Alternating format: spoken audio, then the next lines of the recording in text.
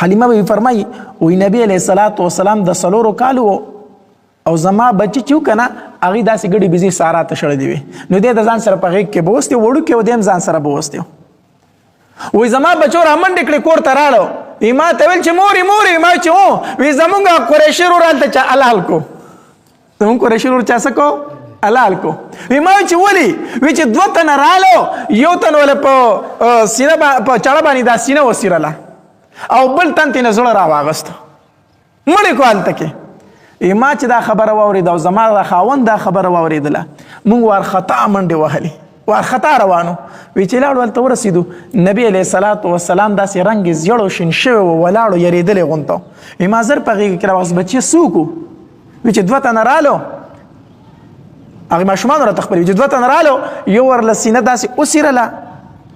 او بل تینه زړه راواغست بیا نبی علیه الصلاۃ والسلام چې کله لوی شو بیا دا واقعه په خپله بیانوي نبی علیه الصلاۃ والسلام فرمایل وی دا 2 فرشتې وي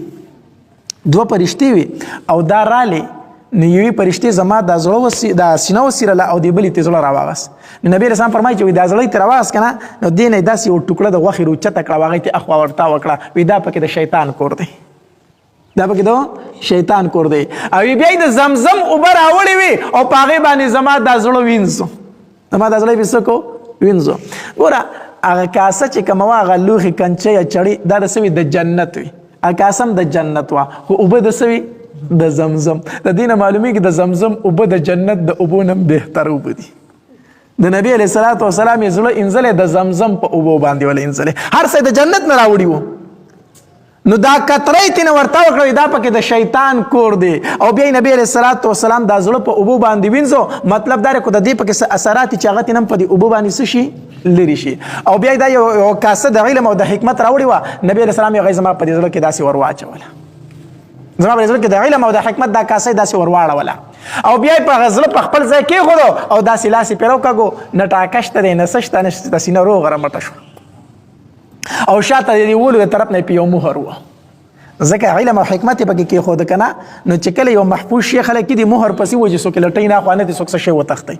بیا یې پې مهر وه باقي دا خبره چې مهر چې دی دا په شق صدر په موقع وایلی شوی دی او که دا پیدایشي و دا یو خبره ده چې آیا د نبي علیه السلام په دې ولو کې د نبي علیه السلام د دواړو ولو کې مهر و مهر نبوت و او دا ګس طرف نه دی ګس طرف دې ګس طرف ته نږدې و یعنې دې زړه ته هغې طرف ته چې کوم ځای دی په دښ کې لګېدلی د ولو په دې منځ کې و خو دې ګس طرف ته دې زړه طرف ته داسې مهر په نبي علیه السلام لګېدلی نو صحیح روایاتو کې دا دی چې دا پیدایشي و دا پیدایشي و نبی علیه السلام چې پیدا شو دغه مهر نبوت پې لګېدلی و خو چې کله شق صدر وشو د فرشتو وله دا زړه وسیرو که نه نو دغه مهر یې پې دوباره ووه دا یې ورله ښه راتازه کړو دوباره یې پې ووه او په کومه ورځ باندې چې نبی علیه الصلاۃ والسلام وفات شو که نه دا مهر نبوت د نبی علیه السلام د شا نه ورک شو دا ورک شو صحابه کرام رالو چې مهر نبوت وکړو بس په جړا شو چې مهر نبوت ورک شوی دی خو نبی علیه السلام د دنیا نه تللی دی که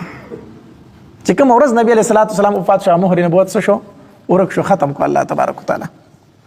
نو دې ته شق صدر ویلی شي د نبی علیه الصلاۃ والسلام دا زړه په رښتو په 4 کال باندې دا شق صدر د نبی علیه السلام 4 ځله شوی دی 4 ځله د نبی السلام د سینه 4 ځله سیرلی شوی ده یو دا چې د 4 کالو په عمر کې د حلیمې سعدیه سره لکه دغه واقع درته ما بیان کړه دویم د 10 کالو په عمر کې د 10 کالو په عمر کې د نبی علیه الصلاۃ والسلام دا زړه سیرلی شوی دی اول ځل خو وسیرلی شو دې دپاره چې د شیطان هغه کور ترې نه څه کړي لرې کړي د نبي علیه السلام دا مهر نبوت ما درته وي چې دې زړه ته مقابل والی شی و که نه نو شیطان چې زړه ته وسوسې اچي که نه دی د شا غاړې اچوي دې زړه ته مخامخ شا طرف ته چې کوم ځای دی په دې باندې کښېنو خپل خړتم ورخښ کړي دې زړه ته او وسوسې اچوي په دکې ځای باندې نبي السلام نه مهر وویلی شو د شیطان لاره ورته بنده شوه دکې ځای نه شیطان څه اچوي وسوسې اچوي نو یو خو هغه چې مهر پې وویلی شو هغه د ګناه قطره ترې نه لرې شو یو خو دا